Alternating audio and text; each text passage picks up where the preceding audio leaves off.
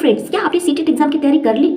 अभी तो नहीं की है, क्योंकि मैथ पेडागोजी के क्वेश्चंस आप सॉल्व नहीं कर पाएंगे। क्यों नहीं कर पाएंगे वो भी देख लीजिए। सो फ्रेंड्स, आप सभी को बता दें, यहाँ पर मेरे चैनल पे आप सभी को 50+ क्वेश्चंस देखने के लिए मिलेंगे जो कि PYQ से रिलेटेड है, यानी कि 3-4 क्वेश्चन पेपर्स को देखा है मैंने, उसके बाद इस क्वेश्चंस को बनाया है। मैथ पेडागोजी है जो कि आपके प्राइमरी और अपर प्राइमरी दोनों के लिए हेल्प करने वाला है, और यहाँ पर जो है बेसिक कॉन्सेप्ट समझेंगे। उसके साथ ही फ्रेंड्स, क्वेश्चन के लेवल बहुत ही ज्यादा बड़े नहीं है, छोटे भी है, क्योंकि इसमें जो है देखा मैंने क्वेश्चन छोटे भी और बड़े दोनों तरीके के पूछे जा रहे हैं। सबसे फर्स्ट क्वेश्चन की बात करें तो यहाँ रूब्रिक के बारे में बताया गया है कि रूब्रिक जो कि आकलन का एक जो है साधन है, इसके रूप में कौन सा यहाँ पर बात सत्य नहीं, उसके बारे में बताया गया है। रूब्रिक का एक निश्चित पैमाना होता है। रूब्रिक के पैमाने पर प्रत्येक बिंदु पर प्रदर्शन का वर्णन करने वाली विशेषताओं की सूची होती है। तो ये दोनों का तो सही है। नेक्स्ट देख लेते हैं कि रूब्रिक में विद्यार्थियों के एक स्पष्ट प्रदर्शन का लक्ष्य होता है, ये भी सही है, लेकिन रूब्रिक मूल्यांकन को अधिक व्यक्ति बनता है, यानी व्यक्तिपरक होता है, ऐसा नहीं, यहाँ पे होगा व्यक्तिपरक बनाता है। तो ये रॉन्ग आंसर हो जाएगा, ऑप्शन नंबर डी इसका राइट आंसर हो जाएगा।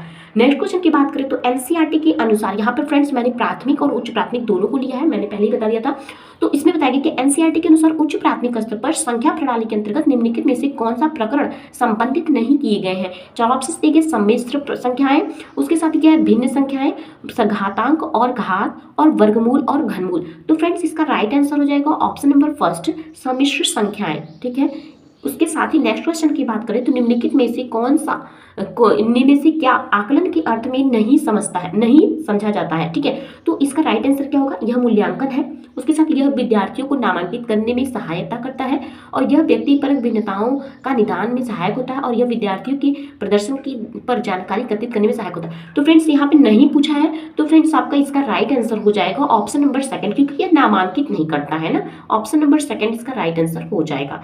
नेक्स्ट बात करेंगे फ्रेंड्स, शिक्षण जो है गणित शिक्षण का मुख्य उद्देश्य क्या होता है। गणित शिक्षण के द्वारा आप क्या कर सकते हैं, रटकर याद करना है, ऐसा नहीं होता है फ्रेंड्स। उसके साथ ही सबसे पहले आपके क्या होता है, गणित शिक्षण का जो मुख्य उद्देश्य होता है वह होता है कि आपकी तर्क शक्ति का विकास हो। ऑप्शन नंबर ए ही इसका राइट आंसर हो जाएगा। नेक्स्ट क्वेश्चन की बात करें तो दिया गया कि प्राथमिक स्तर पर गणित पढ़ने का सर्वोत्तम विधि मानी जाती है। किस तरीके से जो है प्राथमिक स्तर पर बच्चे को सिखाया जाना चाहिए, तो गतिविधि आधारित, व्याख्यान देकर, रटने पर जोर देकर, और उसके प्रश्न हल करके। तो ऑप्शन नंबर ये राइट आंसर हो जाएगा, क्योंकि यहाँ पर बच्चे को करके सीखना या गतिविधि के माध्यम से पढ़ाना, उदाहरण देकर पढ़ाना, ये इंपॉर्टेंट हो जाता है। तो ऑप्शन नंबर फर्स्ट इसका राइट आंसर हो जाएगा। क्वेश्चन नंबर 6 की बात करें तो बालक की ज्ञान का निर्माण किस तरह होता है, स्वयं अनुभव से होता है, या फिर उसके साथ पुस्तक की ज्ञान से होता है, या बार बार याद करने से होता है, या अलग बोलने जो है अधिक बोलने से होता है। तो बार बार किसी चीज को रटना नहीं, याद नहीं करना है, पुस्तकीय ज्ञान से बच्चे के ज्ञान को दूर करना है। तो बालक के ज्ञान का जो निर्माण होता है वह स्वयं होता है। ऑप्शन नंबर फर्स्ट इसका राइट आंसर हो जाएगा। नेक्स्ट क्वेश्चन की बात कर लेते हैं, तो गणित में गलती करना क्या दर्शाता है। तो फ्रेंड्स आप सभी को लगेगा क्वेश्चन का लेवल बहुत छोटा है, तो फ्रेंड्स आप सभी को बता दें क्वेश्चन का लेवल भले ही छोटा हो, लेकिन कॉन्सेप्ट क्लियर है कि यहाँ पर अगर बच्चा गणित में गलती करता है तो उससे क्या होता है, उसके लिए शिक्षक के संदर्भ में क्या होना चाहिए, बच्चा क्या कर रहा है, गलती कर रहा है, तो यानी कि वह सीखने की प्रक्रिया है, बच्चा जो है गलती करके ही सीखता है। तो बच्चे की गलती करना कमजोरी नहीं है, सीख ना पाना या निराशा, ये सारे जो है निगेटिव टैग वर्ड्स हैं। फ्रेंड्स हमने निगेटिव और पॉजिटिव टैग वर्ड्स बता दिए हैं। अगर आपकी अब भी तैयारी नहीं हो पाई है तो आप पॉजिटिव और निगेटिव टैग वर्ड्स दे करके अच्छा स्कोर कर सकते हैं। आप हमारे चैनल के प्लेलिस्ट में जाकर के जरूर देखिए। साथ ही बात करेंगे बाल शिक्षण का मुख्य उद्देश्य किसके लिए होता है, तो मुख्यतः बाल शिक्षण अगर हमें दिया जा रहा है तो बाल का अर्थ होता है बालक यानी विद्यार्थी, से ऑप्शन नंबर फर्स्ट इसका राइट आंसर हो जाएगा। नेक्स्ट क्वेश्चन की बात करते हैं कि टीएलएम फ्रेंड्स आप सभी को पता होगा, टीचिंग लर्निंग मटेरियल। इसका प्रयोग आप सभी को, अगर आपने बीटीसी बीएड किया है उसके बाद ही आप ये एग्जाम दे रहे हैं तो आपको पता ही होगा कि टीएलएम का क्या उद्देश्य होता है। सुविधा हेतु होती है, ज्यादा सामान हो, ऐसा कुछ भी नहीं, बच्चों की खुशी के लिए रहता है, ये भी तो सही है। लेकिन फ्रेंड्स सबसे ज्यादा इंपॉर्टेंट होता है कि सीखने को रोचक बनाने के लिए। बच्चा तो कुछ भी सीख सकता है, लेकिन अगर टीएलएम यूज करके बच्चे को सिखाया जाए तो बच्चा जो है आसानी से सीखता है और उसे इंटरेस्टिंग लगता है। ऑप्शन नंबर 4 इसका राइट आंसर हो जाएगा। इसीलिए फ्रेंड्स आप देखेंगे प्राथमिक स्तर या उच्च प्राथमिक स्तर हो, वहां पे बच्चे को जो है ज्यादातर टीएलएम के माध्यम से बताया जाता है, तो बच्चा जो आसानी से सीखता है, उसके साथ ही इंटरेस्ट लेता है सीखने में। प्राथमिक स्तर पर गणित में सबसे पहले क्या सिखाया जाना चाहिए, अगर हम बात करें बच्चे को प्राथमिक स्तर पर क्या सिखाना है, तो यहाँ पर आप सभी को देखना है कि बच्चे को जो है अमूर्त अवधारणाएं बतानी चाहिए। बच्चा जो है अभी बहुत प्राथमिक स्तर की बात की है तो बहुत अभी छोटा है, तो उसे अमूर्त धारणाएं नहीं बताने हैं। नेक्स्ट है कि सूत्र याद करना, तो बच्चे को याद भी नहीं कराना क्योंकि अभी बहुत छोटे हैं, या बच्चे को बहुत ज्यादा बोलना है। ऑप्शन नंबर सेकंड, यानी पहले बच्चे को ठोस चीजें उसके बाद अमूर्त का ज्ञान कराएंगे। ऑप्शन नंबर सेकंड इसका राइट आंसर हो जाएगा। नेक्स्ट क्वेश्चन की बात करेंगे तो गणित में कमजोर होने का मुख्य कारण क्या होता है। अगर क्या होता है ना, कभी कभी गणित से बहुत लोग डरते हैं, तो फ्रेंड्स उस गणित से डरने का जो मुख्य कारण क्या होता है, तो रटन या दबाव, गतिविधि, खेल आधारित शिक्षण और टीएलएम का उपयोग। फ्रेंड्स यहाँ पर देख सकते हैं गणित में कमजोर होने का जो मुख्य कारण होता है वो उसके बोलने से आप सभी को निगेटिविटी का जो है अर्थ जो है स्पष्ट हो रहा है। तो इसका मतलब जो भी आपका पॉजिटिव है पहले उसको देख लीजिए। यहाँ पे जो है एक ही निगेटिव दिख रहा है, ऑप्शन नंबर फर्स्ट, यानी रटन या दबाव जो होता है वह गणित में कमजोर होने का मुख्य कारण होता है, ऑप्शन नंबर फर्स्ट। ठीक है, नेक्स्ट क्वेश्चन की बात करेंगे। 12 नंबर का क्वेश्चन है जिसमें दिया गया कि सतत एवं व्यापक मूल्यांकन का मुख्य उद्देश्य क्या होता है। सतत एवं व्यापक मूल्यांकन का जो मुख्य उद्देश्य होता है उसमें अंक देना, ये निगेटिव टैग वर्ड्स है। सीखने में सुधार, नेक्स्ट है पुस्तक देना, ये भी निगेटिव है। और विकास न होना, ऑप्शन नंबर सेकंड, यानी सीखने में सुधार। ठीक है, सतत एवं व्यापक मूल्यांकन के द्वारा बच्चे जो है क्या मूल्यांकन किया जाता है कि बच्चे ने कितना सीखा, ऑप्शन नंबर सेकंड इसका राइट आंसर हो जाएगा। नेक्स्ट क्वेश्चन की बात करें तो गणित में learning by doing, learning by doing का क्या अर्थ होता है। लर्निंग बाय डूइंग का सबसे बेसिक अर्थ होता है करके सीखने का अर्थ, मतलब उस करके सीखने का सिद्धांत भी दिया गया है, बट यहाँ पे लर्निंग बाय डूइंग का अर्थ होता है करके सीखना, ऑप्शन नंबर फर्स्ट। एंड बहुत ही इंपॉर्टेंट ये क्वेश्चन है क्योंकि यहाँ पे आपका ये ऐसे क्वेश्चन नहीं पूछेगा, लेकिन हाँ क्वेश्चन पूछने का तरीका बदल सकता है बट टर्म्स वही रहेंगे फ्रेंड्स। ठीक है, नेक्स्ट क्वेश्चन की बात करें तो शिक्षक को चाहिए कि जो कमजोर छात्र है उन्हें क्या करना चाहिए, अनदेखा करना चाहिए, व्यक्तिगत सहायता देना चाहिए, या कक्षा से बाहर करना चाहिए, दंड देना चाहिए। तो बच्चे को जहां तक भी हो शिक्षक को ऐसा माहौल बनाना चाहिए कि बच्चे को सहायता दे कि अगर वो कमजोर है तो उससे कहाँ से वो अटक रहा है, किस चीज में उसे प्रॉब्लम हो रही है उसे समझाए, ऑप्शन नंबर सेकंड इसका राइट आंसर हो जाएगा। नेक्स्ट क्वेश्चन की बात करेंगे तो शिक्षण गणित शिक्षण में एक शिक्षक की क्या भूमिका होती है। अगर बच्चे को गणित सिखाया जा रहा है तो उस समय एक शिक्षक के बच्चे के प्रति क्या भूमिका होनी चाहिए वो बताया गया है कि मार्गदर्शन के रूप में बच्चों को भ्रमित करना है, तो बच्चे को भ्रमित नहीं करना है, उसके अंदर मैथ का डर नहीं पैदा करना है फ्रेंड, उसे दंडित भी नहीं करना है, उस पर किसी प्रकार का प्रश्न को हल करने का दबाव भी नहीं डालना है। उसके लिए मार्गदर्शक का आपको जो है मार्गदर्शन के रूप में आप सभी को होना चाहिए, यानी एक शिक्षक को बच्चे के लिए मार्गदर्शक का के रूप में होना चाहिए। ठीक है, उसके साथ ही फ्रेंड्स आप सभी हमें बताते रहिएगा कि आपके जो है कितने क्वेश्चंस जो है इतने में से सही होते हैं, कमेंट जरूर करिएगा। साथ ही ये टॉपिक्स अगर आपको पसंद है तो एक लाइक करिएगा, साथ ही कमेंट करिएगा कि और भी ऐसे ही टॉपिक्स मैं आप सभी के लिए लेकर के आऊँ। प्राथमिक स्तर पर बच्चे का मूल्यांकन किस तरह होना चाहिए, तो केवल हमेशा फ्रेंड्स जो है निगेटिव टैग वर्ड्स होता है, इसलिए मैंने यहाँ पे केवल शब्द लिया ताकि आप सभी को ये लगे कि हाँ केवल आपको पता है कि नहीं कि ये निगेटिव टैग वर्ड। दंड देकर, दंड भी एक निगेटिव टैग वर्ड है, ऑप्शन नंबर सेकंड यानी थर्ड जो है सतत एवं अनौपचारिक, यही इसका राइट आंसर हो जाएगा। ठीक है, नेक्स्ट क्वेश्चन की बात करें तो बच्चों में कार्य करने की अलग अलग गति क्या दर्शाती है। बच्चों में जो कार्य करने की अलग अलग गति होती है वह क्या दर्शाती है, व्यक्तिगत भिन्नता, कमजोरी, असफलता या बुद्धूपन, ऑप्शन नंबर फर्स्ट यानी व्यक्तिगत भिन्नता। बच्चा जो होता है वह उसके अंदर व्यक्तिगत भिन्नताएं देखने के लिए मिलती है, ऑप्शन नंबर ए ही इसका राइट आंसर हो जाएगा।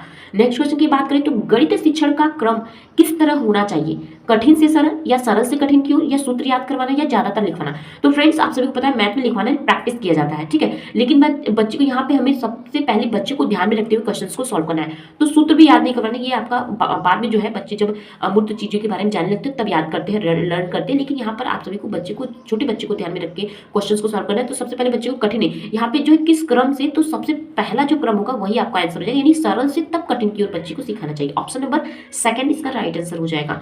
नेक्स्ट क्वेश्चन की बात करें तो समूह में कार्य करने से बच्चों में विकसित होता है। समूह में अगर बच्चे को कार्य कर रहे हैं तो उससे क्या होता है, सहयोग होता है, प्रतिस्पर्धा होता है, एक डर होता है या बुद्धि की कमी होती है। तो फ्रेंड्स यहाँ पर जो होता है ये एक तरीके से सहयोग होगा, ठीक है, ऑप्शन नंबर फर्स्ट बच्चों में विकसित होता है सहयोग की भावना, अपनत्व की भावना, लगाव की भावना, ये सारी चीजें आप सभी को याद होना चाहिए, ऑप्शन नंबर ए इसका राइट आंसर हो जाएगा। ठीक है, ये सारे क्वेश्चन मैंने कॉन्सेप्ट को सिर्फ क्लियर करने के लिए लिया है, ठीक है। शिक्षक के द्वारा बच्चों से गणित में प्रश्न पूछने से बच्चे क्या होते हैं, भ्रम होता है बच्चों में, या सोच विकसित होती है, या बच्चे जो है डर में आ जाते हैं, या बच्चे निराश हो जाते हैं। तो ऑप्शन नंबर सेकंड यानी सोच विकसित होती है। अगर शिक्षक के द्वारा बच्चों में गणित के प्रश्न किए जा रहे हैं तो उससे सोच विकसित होती है। क्वेश्चन नंबर 21 है फ्रेंड्स कि एक बच्चे के अंदर गणित की भाषा का विकास किस तरह होता है, तो बातचीत व गतिविधि के द्वारा, स्वयं के द्वारा हो जाता है, या शिक्षक बार बार याद कराते हैं, या उसके परिवार के द्वारा होता है। तो फ्रेंड्स परिवार के द्वारा प्रथम होता है, लेकिन फ्रेंड्स यहाँ पर गणित शिक्षण की बात की तो उसके लिए आपको विद्यालय में जाना पड़ेगा। तो बातचीत व गतिविधि के माध्यम से जो है इसका right answer option number first. ठीक है फ्रेंड्स, नेक्स्ट क्वेश्चन की बात करें तो एक शिक्षक को चाहिए कि प्राथमिक स्तर पर गणित के लिए, फ्रेंड्स जब प्राथमिक और उच्च प्राथमिक आप सभी को ये देखना है, वैसे मेनली मेरी ये क्लास जो है प्राथमिक के लिए 1-2 क्वेश्चन आप सभी को उच्च प्राथमिक के दिख जाएंगे। गणित के लिए क्या उद्देश्य होना चाहिए, सकारात्मक वातावरण बनाए। एक शिक्षक को चाहिए कि प्राथमिक स्तर पर जो है जितना हो सके बच्चे को सकारात्मक वातावरण बनाए, डर का माहौल नहीं पैदा करना है, ना ही याद करना, ना ही दंड देना। ऑप्शन नंबर ए ही इसका राइट आंसर हो जाएगा।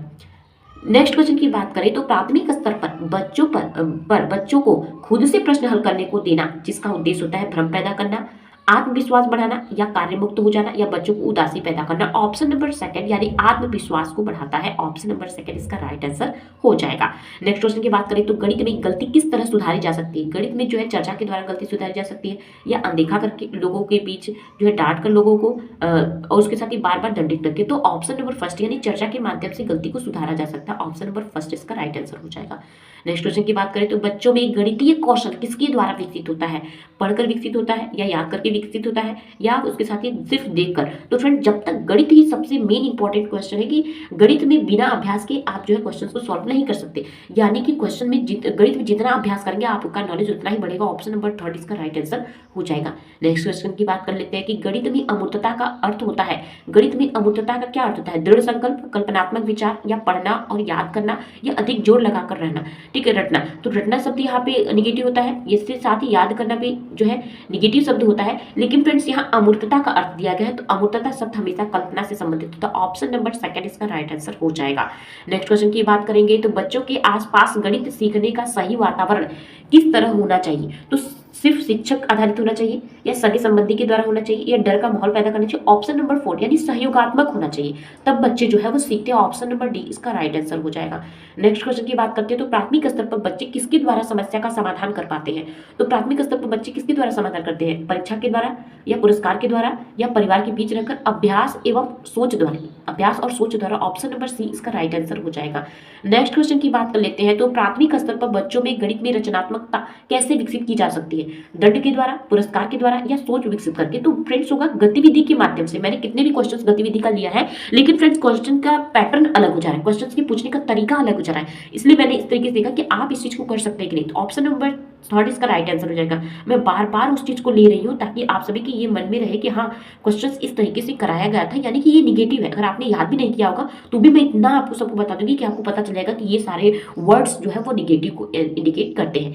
बच्चों में गणितीय संकल्पनाएं सिखाई जानी चाहिए, उदाहरण सहित। केवल केवल केवल फ्रेंड्स आप सभी ने एक चीज नोटिस किया होगा, जहां पे भी मैंने केवल शब्द यूज किया है वो हमेशा निगेटिव होंगे, यानी ऑप्शन नंबर फर्स्ट उदाहरण सहित इसका राइट आंसर हो जाएगा। ठीक है, नेक्स्ट क्वेश्चन की बात कर लेते हैं। क्वेश्चन नंबर 31 है, जिसमें कहा गया कि प्राथमिक स्तर पर बच्चे गणित के प्रति उत्सुक हो सकते हैं जब कक्षा का माहौल किस तरीके से हो। बच्चे आपस में लड़े, बच्चे को आपस में नहीं लड़ना है, साथ ही शिक्षक से पूछे, आपसी बातचीत करें या सीखने में रुचिता। तो जब तक बच्चा सीखने में इंटरेस्ट नहीं लेगा वो बच्चे जो है गणित में माहौल नहीं बन पाएगा, तो वो बच्चा सीख रहा है। तो अगर किसी बच्चे को गणित नहीं आती, आप उसे खूब सिखाना चाहते हैं, लेकिन जब तक सीखने के प्रति बच्चे की रुचि नहीं जागृत होगा आप उसे नहीं पढ़ा सकते। ऑप्शन नंबर डी इसका राइट आंसर हो जाएगा। नेक्स्ट क्वेश्चन की बात कर लेते हैं कि गणित सिखाने का सबसे अच्छा शिक्षक माना जाता है। जो गणित सीखने के लिए जो एक अच्छा शिक्षक किस तरीके से हो सकता है, जो बच्चे को सिखाए। डर का माहौल पैदा करना, डर हमेशा निगेटिव टैग वर्ड से, बच्चे को नहीं धमकाना है नहीं डराना है, बच्चे को जितना हो सके अवसर देना। ऑप्शन नंबर डी इसका राइट आंसर हो जाएगा। ठीक है, नेक्स्ट क्वेश्चन की बात लर्निंग बाय डूइंग। फ्रेंड्स ये क्वेश्चन मैंने कराया है, लर्निंग बाय डूइंग का अर्थ क्या होता है, जो है करके सीखना। ठीक है, ये शायद 2 बार आ गया है। ठीक है, ऑप्शन नंबर डी इसका राइट आंसर हो जाएगा। नेक्स्ट क्वेश्चन की बात करते हैं कि प्राथमिक स्तर पर बच्चों में अवधारणा सबसे अच्छी तरह समझ आती है।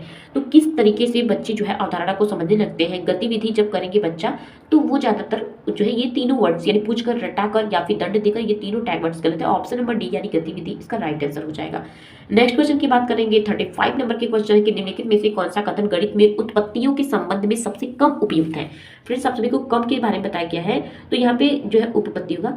यह व्याख्या करता है कि विशेष गतिविधियां परिणाम सत्य क्यों होना चाहिए, साथ ही यह संबंधों में उजागर करने में मदद करता है। यह फ्रेंड्स 6 to 8 का है और गणित की अंतर्निहित संरचना में अंतर्दृष्टि प्रदान करता है। यह विद्यार्थियों को अपने स्वयं तर्क को मान्य करने में मदद करता है। नेक्स्ट है कि उपपत्तियों का निर्माण अंतर्दर्शी ज्ञान पर होता है, ना कि तर्क पर। और कम के लिए पूछा है तो ऑप्शन नंबर डी ही इसका राइट आंसर हो जाएगा। ठीक है, उसके बाद यहाँ पे जो है मैंने 50 क्वेश्चन जो है 35 प्लस हो गया है, उसके साथ ही 50 बोला था। और लेकिन फ्रेंड्स आप सभी का ये वीडियो पे जैसा प्यार होगा मेरा नेक्स्ट जो वीडियो होगा वो बहुत ही अच्छा होगा और हाई लेवल का लेकर आऊँगी, जो कि आपके यानी 6 to 8 यानी 1 to 5 जैसा आप कहेंगे वैसा ही लेकर आऊँगी। तो बस इस वीडियो को जितना ज़्यादा हो सके इसको प्यार दीजिए, यानी कि जितना हो सके इसको वॉच करिए, शेयर करिए, ताकि ये लगे कि मेरी मेहनत जो है वो बेकार नहीं। क्योंकि फ्रेंड्स आप सभी ये जो देख रहे हैं ना, ये इसको मैंने बहुत मेहनत से किया है, टाइप किया है, मोबाइल से ही किया है, मैंने कोई भी लैपटॉप किसी का सहयोग नहीं लिया, खुद भी टाइप करती हूँ, खुद ही आप सभी को बताती हूँ। तो आप समझ सकते हैं कि मुझे क्वेश्चन टाइप करना और क्वेश्चन को ढूंढना, क्वेश्चन को सेलेक्ट करके आप सभी के लिए तैयार करना, इन सभी में काफ़ी मेहनत लगती है फ्रेंड्स। उसके बाद भी जो व्यूज़ और आप सभी का प्यार बहुत कम देखने के लिए मिलता है ना मुझे, तो मुझे ऐसा लगता है कि शायद मेरे कंटेंट आप सभी को पसंद नहीं है या फिर मेरी मेहनत नहीं पसंद आई। वैसे तो मेरी कोशिश यही रहती है कि आप सभी को अच्छा कंटेंट दे, बट मुझसे जितना हो पाता है मैं आप सभी के लिए करती हूँ। बट आपके पास जो है आप जितना हो सके इसको शेयर करिए, ताकि मैं भी मोटिवेट होती रहूँ और वीडियो अच्छी लेकर आऊँ। सो फ्रेंड्स मिलते हैं नेक्स्ट वीडियो में, बाय बाय।